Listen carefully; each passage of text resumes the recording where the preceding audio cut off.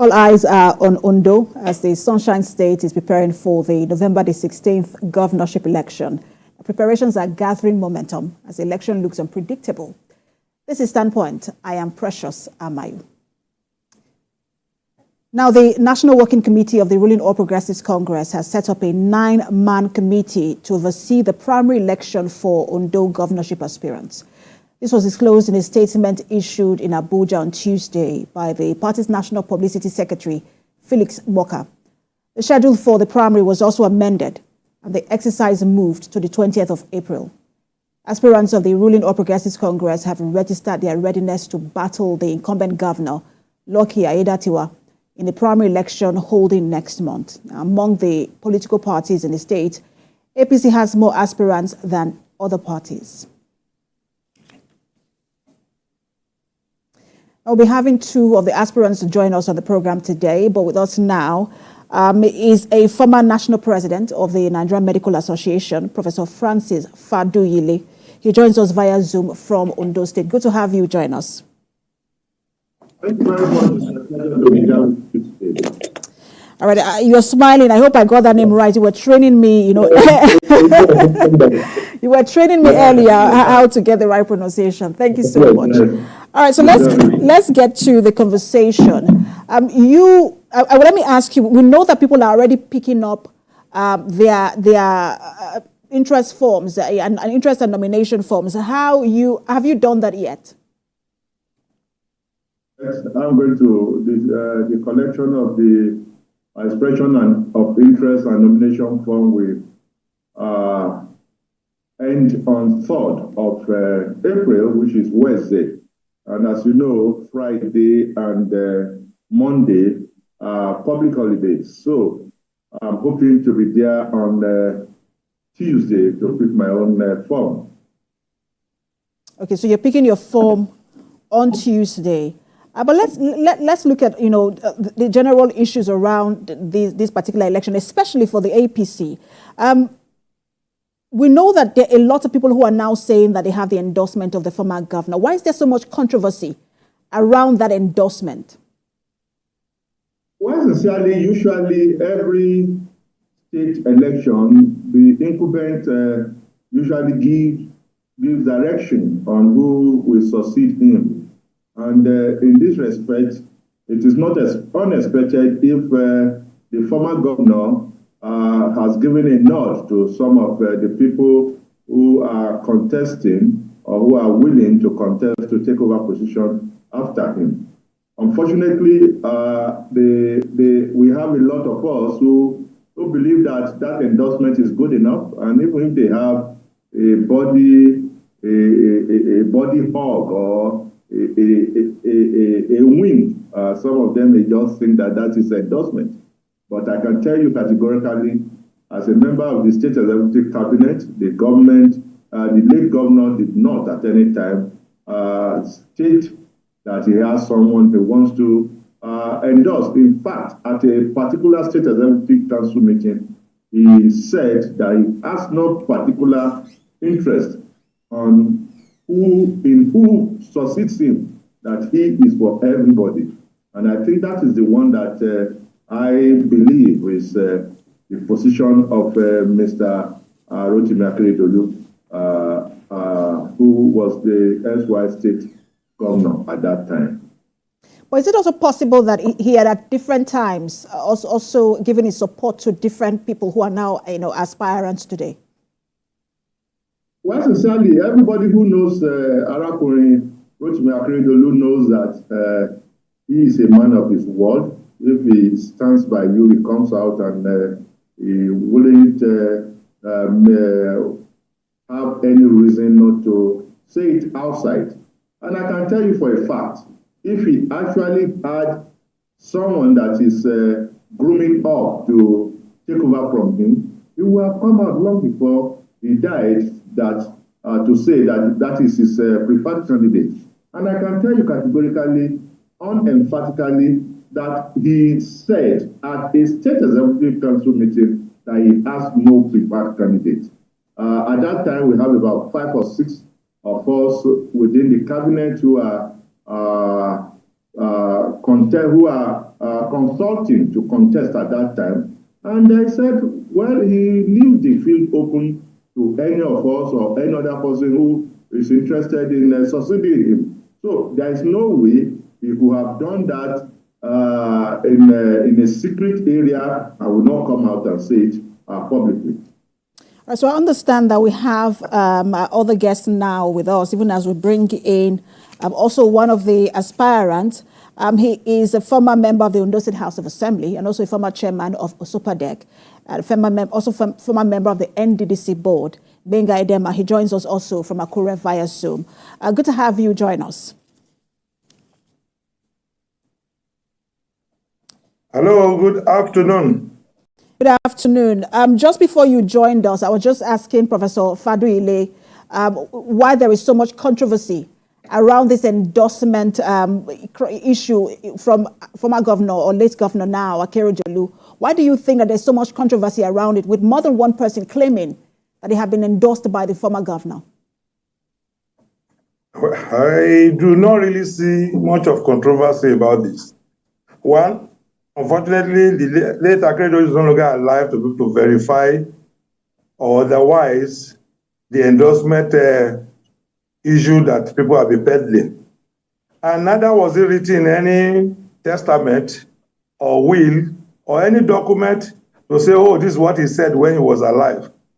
So for those people whom he has spoken to or who insinuated that they were endorsed, it's between them and Akeredolu. It's no longer something you can enforce either in the People's Court or in the court of the land.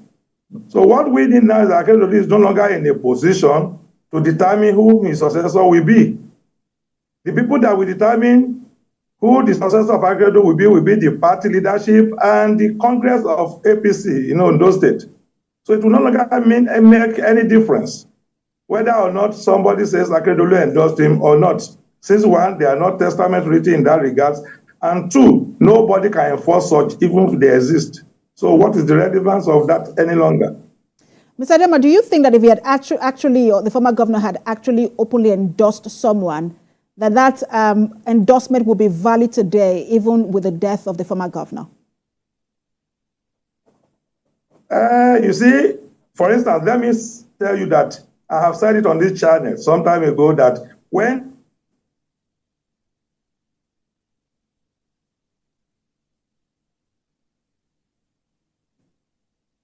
Right, a connection problem there coming from Mr. Edema. We'll move. Okay, he's back. All right, continue, please. One of you will succeed me. And to the glory of God, I'm the only larger person in that meeting who has taken form and who has aspired. So I could have swear I've said Akeredolu has also endorsed me. In February of 2023, I also was with him and we discussed extensively on the issue. And that was the last time I had the opportunity of seeing him before he went to Germany, and the rest is history now. Therefore, if Akeredolu has spoken about it, it's not there for the remnant of the Akeredolu family, I mean the remnant of Akeredolu group in Ondo State politics, to see how best they can carry on with the desire of our late boss, Akeredolu, so that his legacy can be sustained. But that also depends on how the Congress of the party and the leadership of the party in Ondo State feel about the whole thing. Let me bring in Professor Faduile back into the conversation. We're seeing a very high turnout of aspirants in the APC. 17 as it stands now. One would have thought that everyone would say, look, there is an incumbent governor, or let's let it be. At least maybe two or three other persons would have come out. But 17, why is that very high turnout of aspirants in the APC? Understand is that the area that the governorship seat has been zoned to is an area we have highly highly intelligent and intellects. And it is important for us to know that if we want the best for the state, we should aspire to have the best amongst us. And every one of us who has thrown his heart or in that contest is very, very qualified. So I think the fact that we have that much number does not mean that we have not done well. What I think is that the people within the party now have enough opportunity to see all of us and to choose the best amongst many of us. For the incumbent governor, he is also equally qualified as a true son of the South Senatorial District. However, if we have to choose, I believe everybody wants to choose the best. His best is good enough for us, but we can still have opportunity to present people who perhaps may have a better plans and better manifesto than himself. So I think it's good for us to have all of us come in front of the party leadership and the Congress generally, and let them look at all what we have in front of that we have professed that we want to do and choose the best. And it is going to be the best for Ondo State at this moment. But some people will say it points to the internal challenges and crises within the party, rather than what you just explained. Well, I mean, if you want to look at it that way, then it means that person is not very well attuned to what is democracy. Democracy is the government of the people, by the people, and for the people. It means that the people must at every instance have opportunity to choose. And in choosing, you do not restrict. And if you are not restricting, then you can have as many as possible for you to choose amongst. And I think this is the great thing that we have about democracy. Restricting or subduing or stopping is not the best for democracy. We must have people who has that internal interest in leading the state to come and join and help us in getting the best for our state at this given time. Let me go to Mr. Edema now. We're still talking about the high turnout of aspirants within your party, especially because 90% or 95% of them are from the South Senatorial District. As you all say, it is an unwritten rule, but you say that it is a turn of the South. Why are you not all lining up behind one candidate? Some say, look, it shows the division, especially with the rhetoric we've been hearing of betrayal, of certificates, of money bags coming to steal, steal the structure of the party. How do you react to this?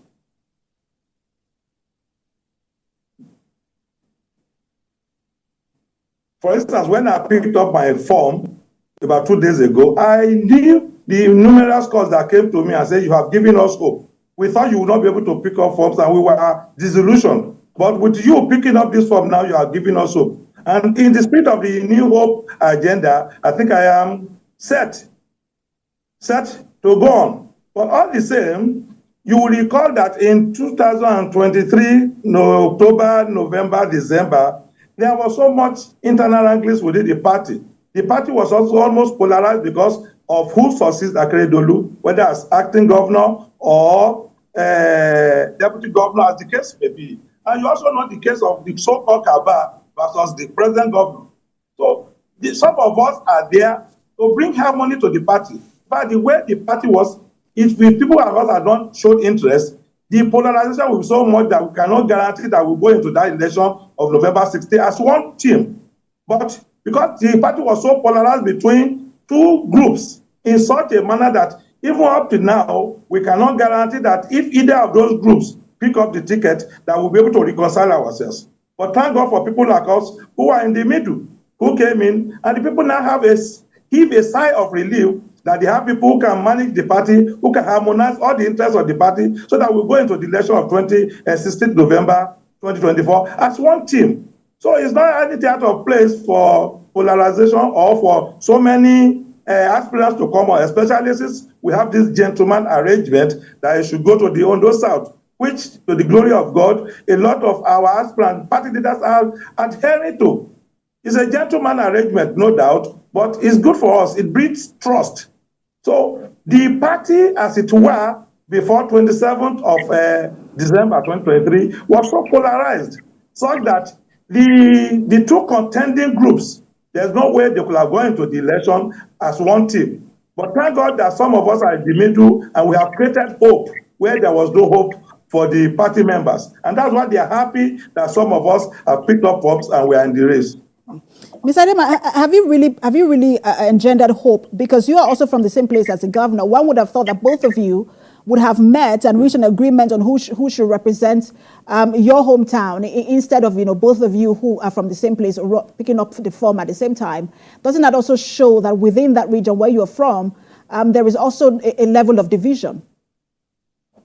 Sir, the governor of Ondo State has all the 18 local government as his or her constituency. He has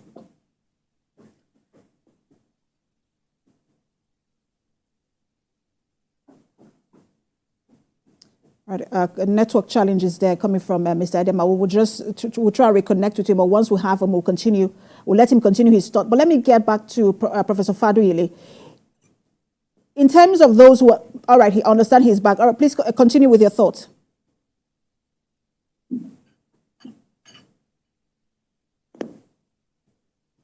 Ms. Adema, are you still there, please? All right, so let's go to Professor Faduile.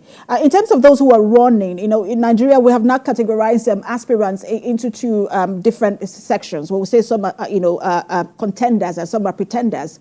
And, people have continued to talk about those who are the real contenders in this particular election. Names have been mentioned, and 6 of them. Your name isn't there. Neither is that of Mr. Adema. They say people like the incumbent governor, Olushola Oke, who is, also, they also call him, he has run, I think, twice or thrice. They say he's also a contender.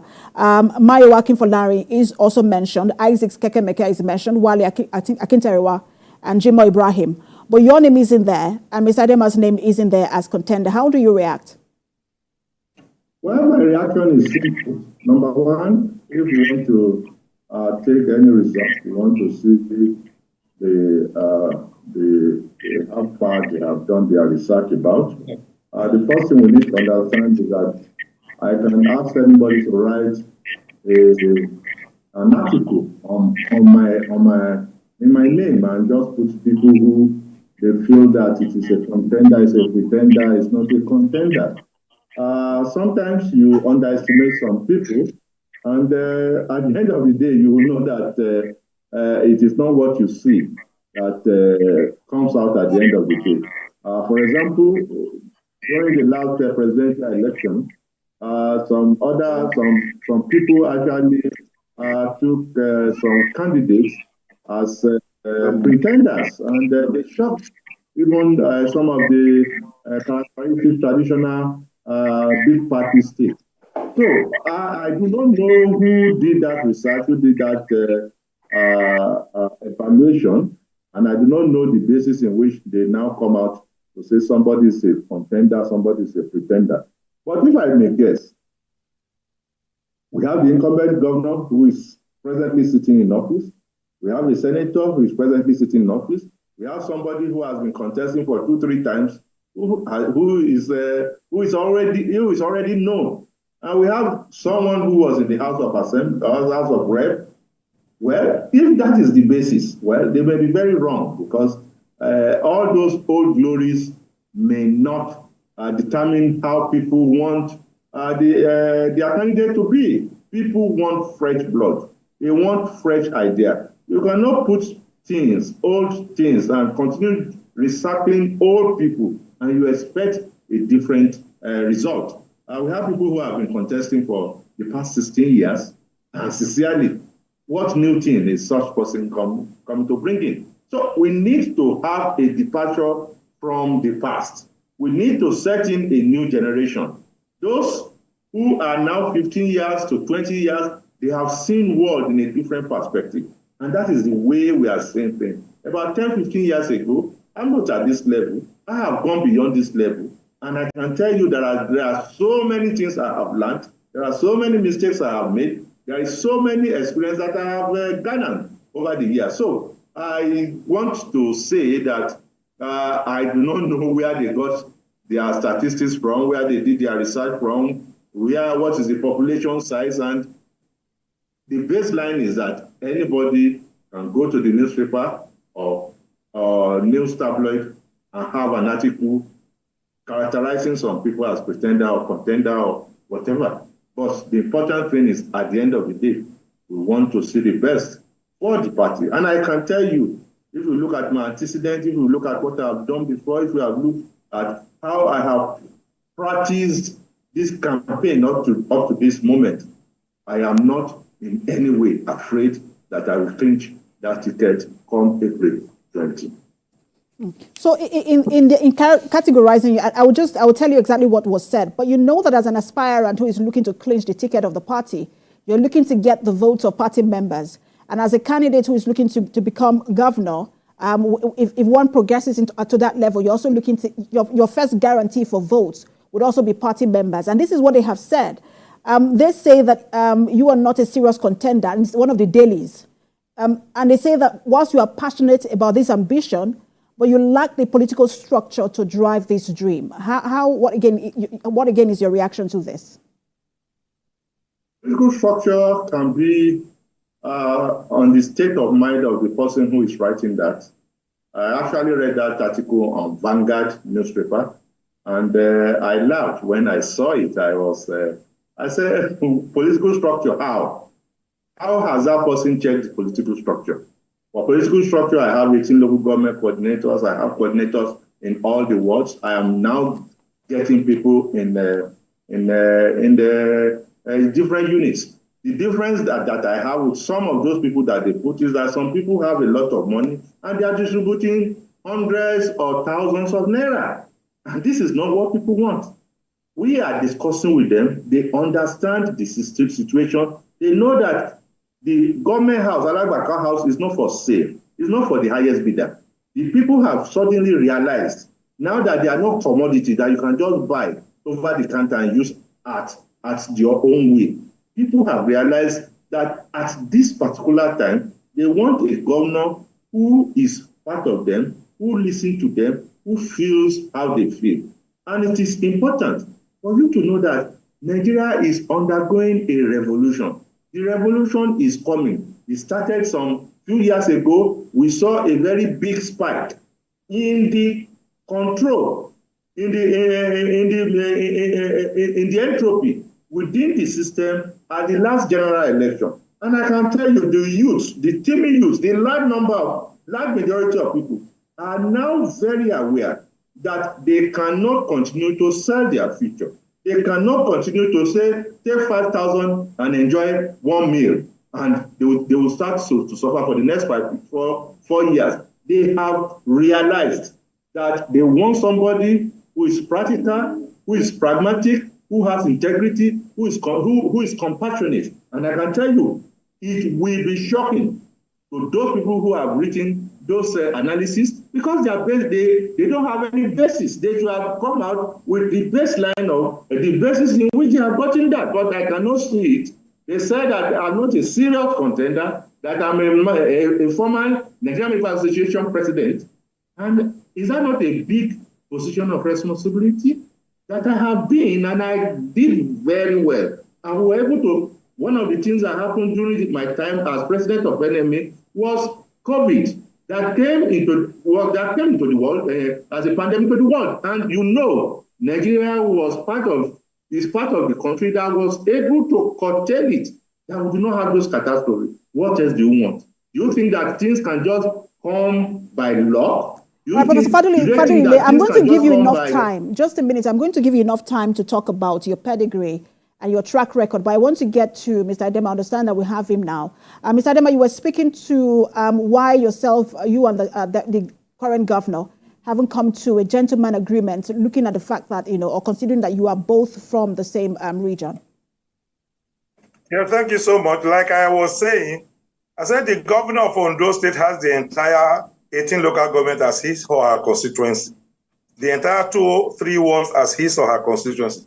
So it will not matter whether I am Ilaje or from Ikale or from Odigbo. What is important is I want to be governor of Ondo State. When Akeredolu contested in 2016, more than 10 people came from our local government alone. But he still emerged from amongst the 10 against other persons from other local governments. So the people of Ondo State know the kind of governor they want, and it doesn't matter whether it's not a brotherly position, or it's not a position that's owed to a family or to a local government. Even though we have this gentlemanly arrangement that, oh, let it go to Ondo South. But the governor is governor of Ondo State, 18 local governments, and governor of 203 wards. So it doesn't matter. So we are all aspiring, believing that we have our manifestos to sell. And he may not share my own manifesto. I may not also share his. So I am telling the people of Ondo State what I'm capable of doing in the area of health, in the area of education, in the area of development in terms of infrastructure and investment, which is my key point. So how many of these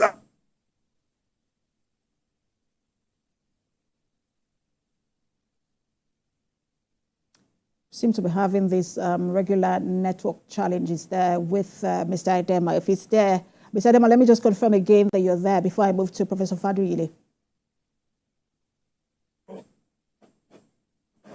Can you hear me? Mr. Idema, all right, go ahead, please.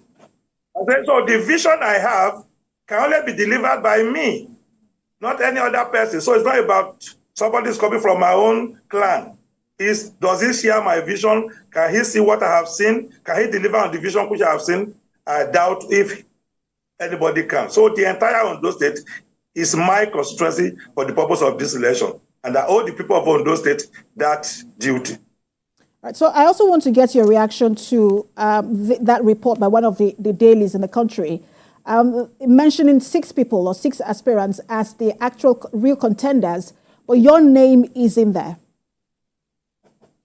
I doubt if that is the correct position because I read that Vanguard newspaper and my name was there. That is by the way. But 2, for you to say somebody is a serious contender, he has to obtain form. Only persons who have obtained form can be classified as a contender, which I have done. So where they get their information from that I'm not, although I have read Vanguard, if that is what you are referring to, and my name is there as somebody is a great contender and likely winner of that primary. Your name is there as one of the people who were profiled, because they profiled all of the aspirants. But let me also, state what was said about you. They say that whilst you are a contender, but that you might step down if you're advised to do so.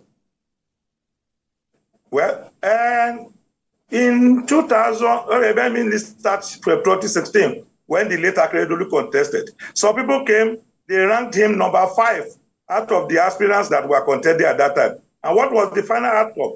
The final outcome was that Akeredolu won that primary and the general election. Last year, you also recall that there were some group of people who wrote that Obi was ranked number 1 in all the surveys they conducted. What happened thereafter in the reality? The reality was that Ahmed Bola Tinubu became the president and he won, or became a distant third. So people can come out with because some of these they are also sponsored, mind you, to be able to prejudice the leadership of the party to say, oh, this is the man on the ground. But they have also said something about me that is a reliable person and he's stable. And that attribute is good for me because that is exactly what we need in the party. We need somebody who's loyal to the leadership of the party, and we need somebody who can be trusted, who is trustworthy. And thank God that attribute of is reliable is also in what you are quoting. So exercise that, emphasize that, and that is good enough for me. By 20th of April, by the grace of God, we know who is reliable, who is a contender and who is a pretender. But I have obtained form, so I cannot go and burn 50 million naira of people's goodwill, or because I want to go and step down. That cannot be my lot. All right, so we're going to take a break now, and when we return, we'll continue with the conversation. Do stay with us. We've been talking about developments, upcoming developments in Ondo State just before the elections there on November the 16th this year. Stay with us.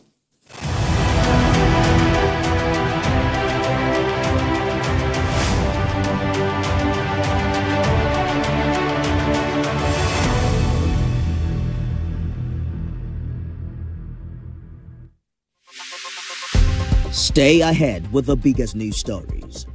Go beyond the news headlines. Experience impactful investigations. Enjoy resourceful news coverage in real time. TVC News at 7 and TVC News at 10 p.m. Live every day on this channel. TVC News. First with breaking news.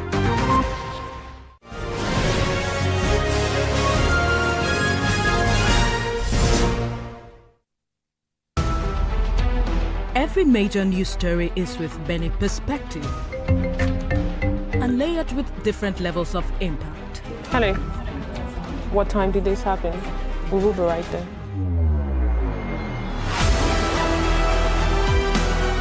At TVC News, we follow the big and major news, gathering the facts, witnessing the outcome. I am here live at the aftermath of the approval of the new national minimum wage. We are TV Station of the Year, not just for breaking news, but for being first, fair and accurate.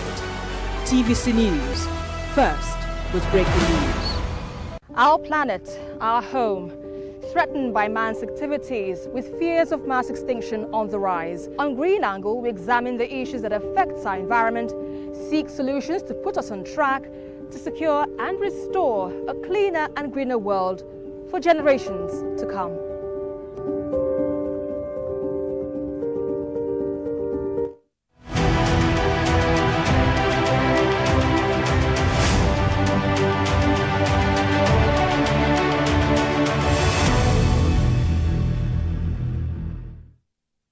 Thanks for staying with us on Standpoint. We're staying with political developments in Ondo State ahead the November the 16th governorship election there. We've been speaking with two aspirants. One of them is a former member of Ondo State House of Assembly. He's also a former chairman of Osopodec and former member of NDDC board, Benga Edema. He's joining us from Akure via Zoom. We've also been speaking with the former national president of the Nigerian Medical Association, Professor Francis Faduile. He also joins us, on Zoom from Ondo State. Good. Thank you both for staying with us. Thank you so much. Let me come to you, Professor Faduile. What is your pedigree in terms of this, your capacity to run a state like Ondo State? Some will say, I know you've talked about how you are a former chairman of, NMA, and NMA in itself is national, and so you've got an experience from that. But some will say, look, running a state and running, an association are two different things. Well, thank you very much. The first thing you need to understand is that anybody who wants to run or wants to perform an action must prepare himself or herself for that action. And it is in that preparation that you can now say, look, you can trust this person for the job that he's saying he wants to do. Apart from being a former president of Nigerian Medical Association, which is a very high level of position of responsibility, as a national body leader, I have also been a former chairman of Nigerian Medical Association in Lagos State.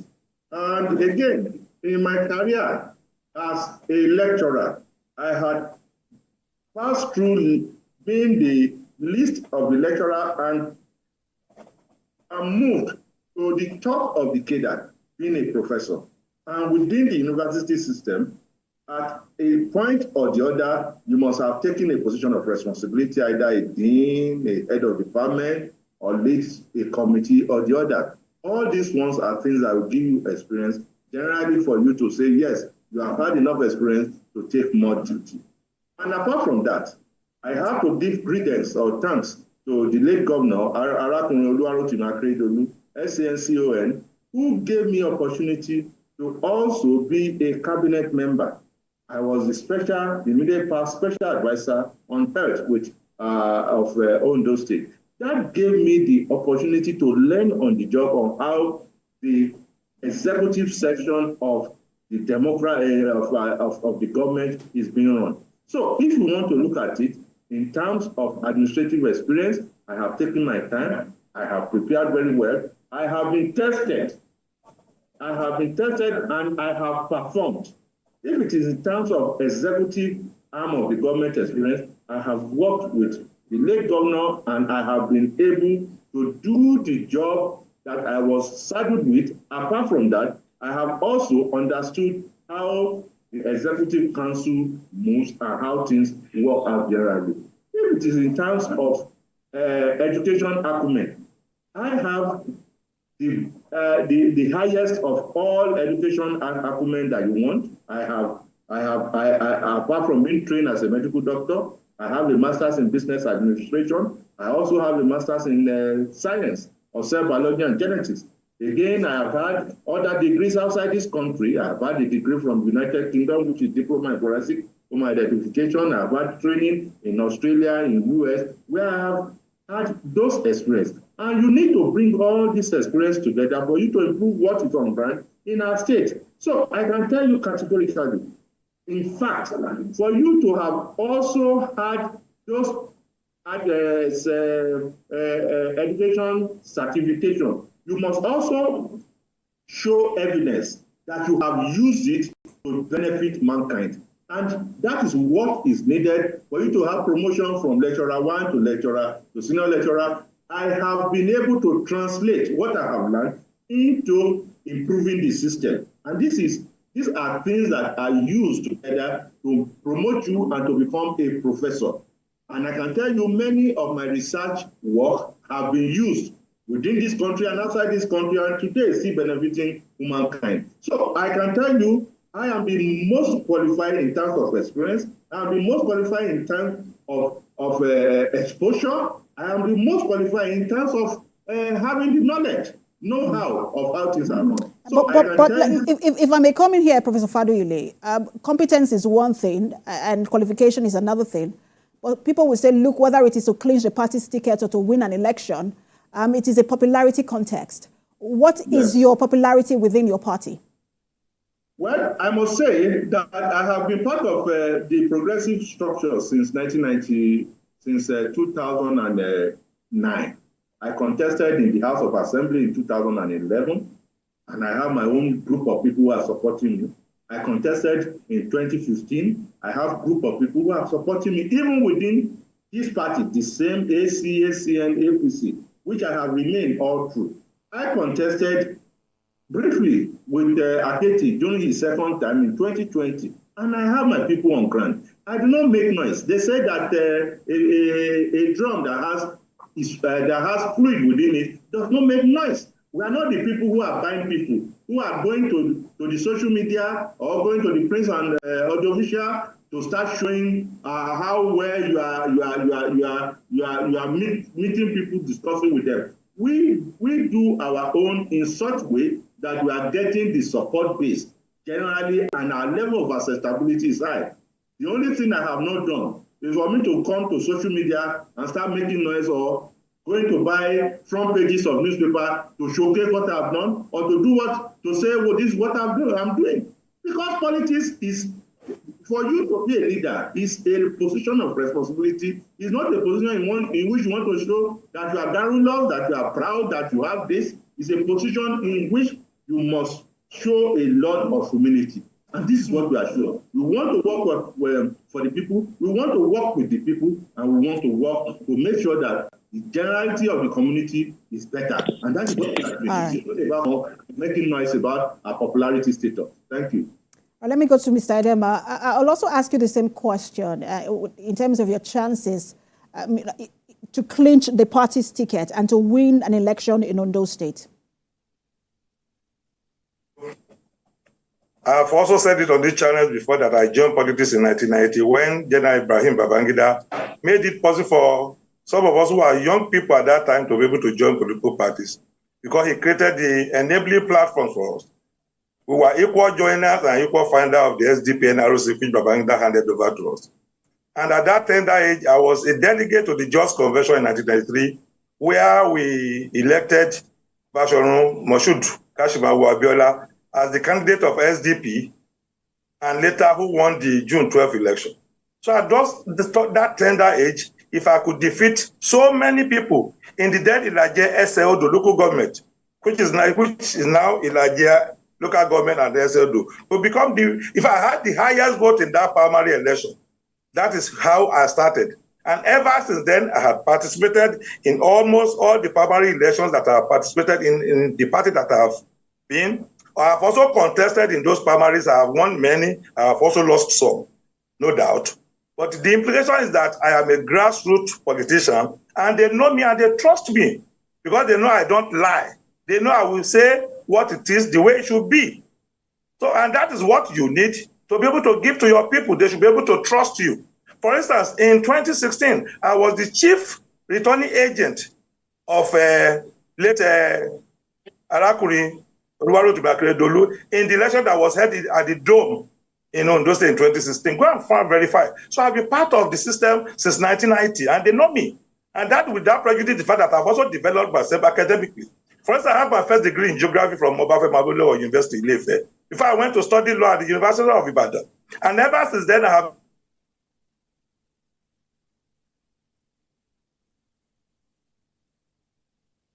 and again, connection. But Mr. Adema, please confirm for us that you're still there. All right, we understand that he's not there. When we have him back, we'll just allow him continue that thought. But again, back to Professor. All right, he's back. Go ahead, please. So I'm a lawyer by profession, I'm a legislator, and I've also served as the chairman of the Ondo State Oil Producing Area Development Commission. You will recall that the Niger Delta area of Ondo State is the most turbulent in the entire state. And I was able to manage.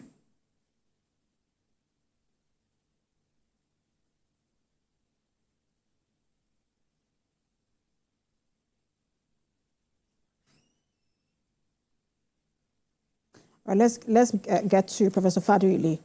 Professor Fadoyle, one of the issues in your state just before the demise of the former governor was that political crisis between the current governor and then the State House of Assembly. But it seemed that there is a turn of events as we're now seeing the Speaker of the State Assembly, Honorable Olamide Oladiji, endorsing the governor along with Professor Fadoyle. Are you there, please?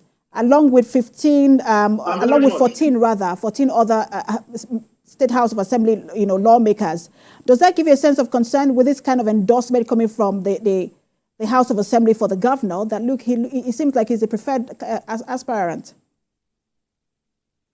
Well, thank you very much. I think it's important for us to also know that the members of the Ondo State House of Assembly are also political animals, and they have their own choice at any given time.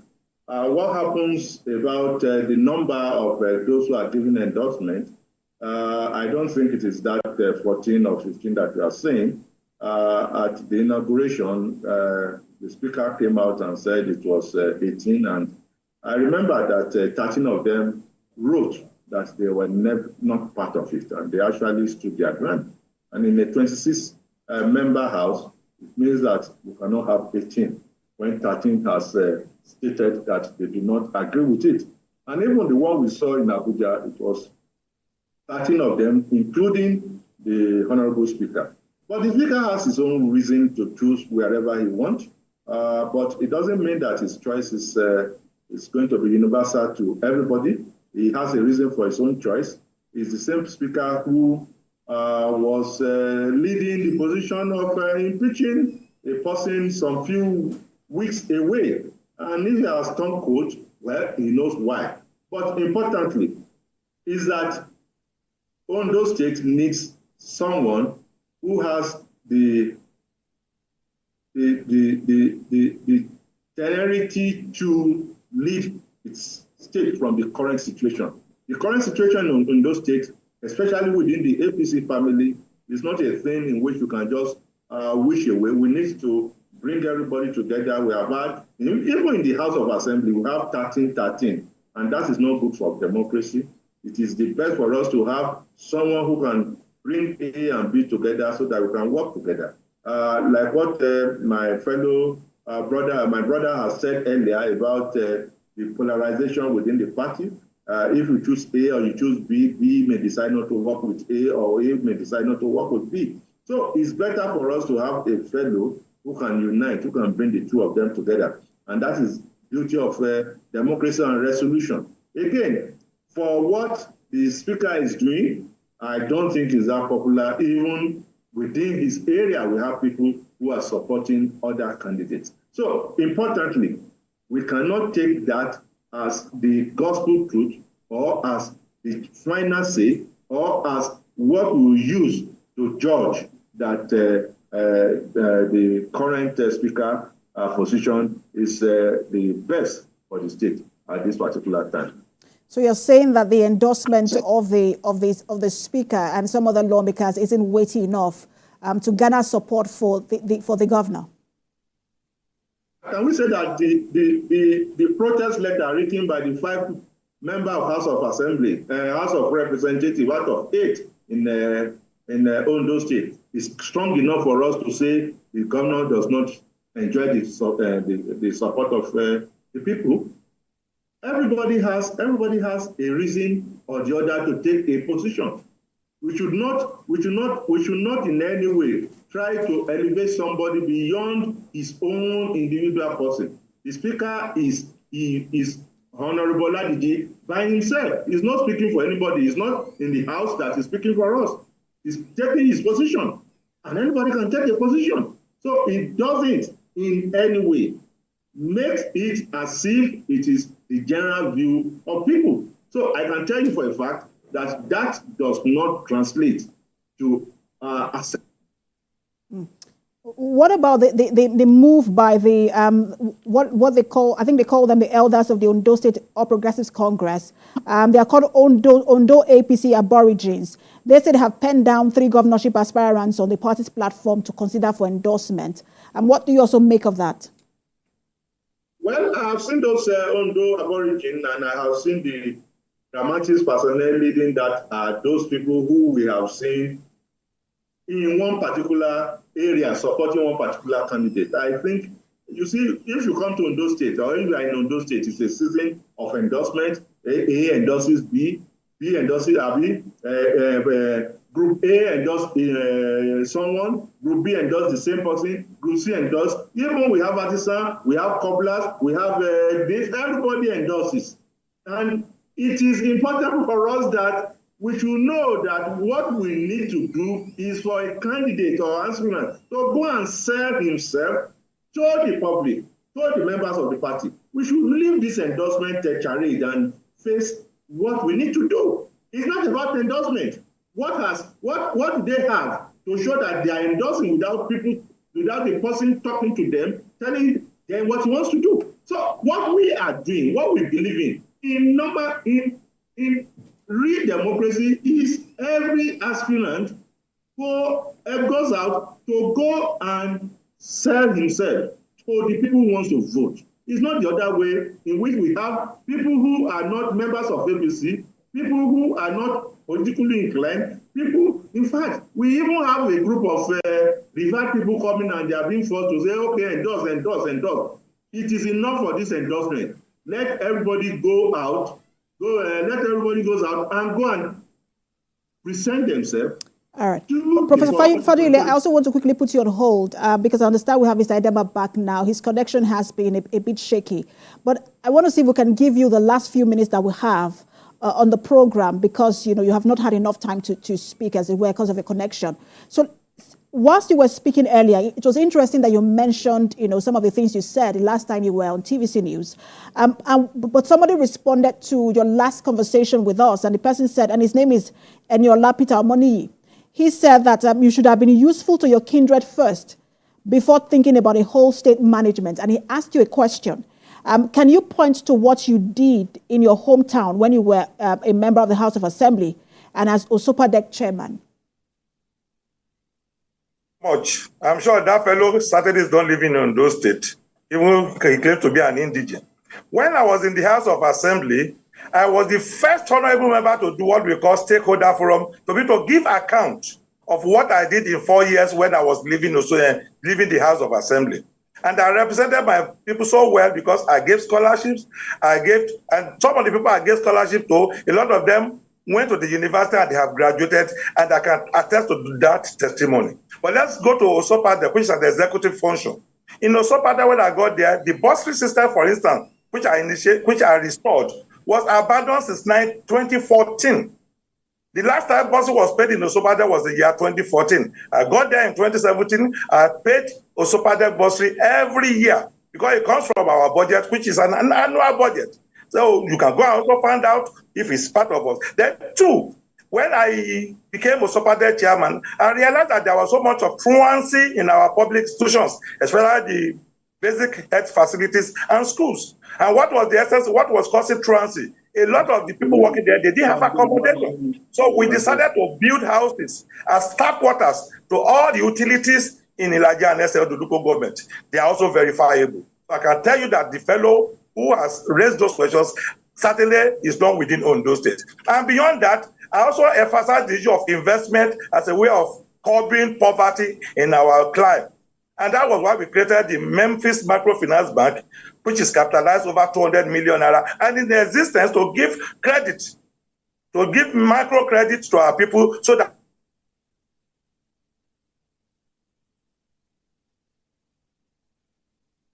again, I was hoping I could give Mr. Idema the last few minutes. All right, please go ahead. 400 hectares of land over Ondo State, for which we are building, because we anticipate that there are a lot of investment that will come into Ondo State, especially the deep sea port, which will require that they will be hiring more than 100,000 people, and certainly they will need accommodation. We are already prepared for this, and that is the vision I want to put into governance when I become the governor of Ondo State. Mm.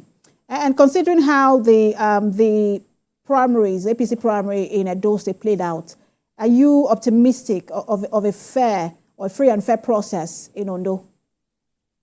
Very well. I'm very, very optimistic. From what they have done so far, I have not seen anything to suggest that we are not going to have a free and fair primary. And we are prepared.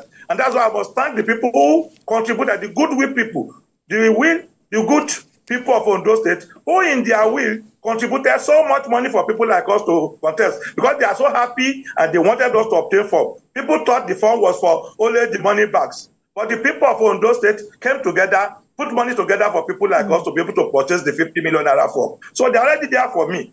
And if people contributed money, that is their investment and they're going to protect it. Rather than somebody Mr. we hear that a lot.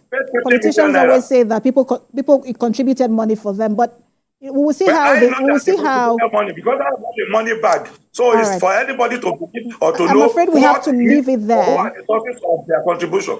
We don't have to leave it there. Thank you so much for talking to us, a former member of Ondo State House of Assembly, former chairman of Superdec, and former member of NDDC board, Benga Idema. And also Professor Francis Fadoile. I just want to give you, also get your last thought. What you make or how optimistic you are in terms of the primary in Ondo State, APC primary.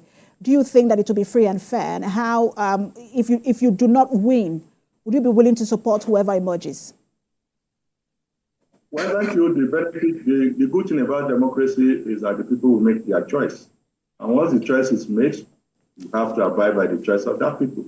And the good thing that is happening now, the revolution that is happening now is that people are tired of all those people who had been coming to rape them, take them for granted. They want a new change. I am the new lease of life that people are looking for. And I can tell you, the support base we are having has been very, very great. And I'm positive that given how the party will conduct the election, I will come out victorious. And I can tell you that Ondo State will be better in the next 4 to 8 years, whichever one that are people for us. Thank you very much. I'm sure we'll have this conversation with you again. The primary is just two or three weeks away. We'll have this conversation with you again before or after that primary. Thank you so much for your time. Former National President of the NMA, Professor Francis Fadoile.